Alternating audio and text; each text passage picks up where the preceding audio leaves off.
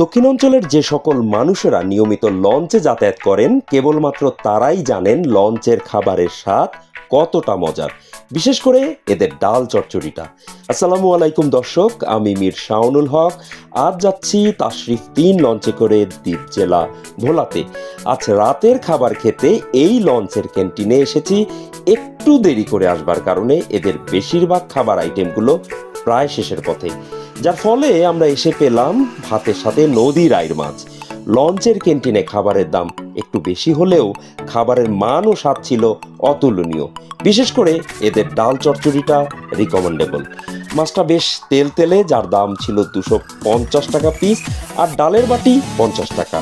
আমার সফর সঙ্গীর কাছে জানতে চেয়েছিলাম, তিনি খাবারের ব্যাপারে বেশ সন্তুষ্টই ছিলেন।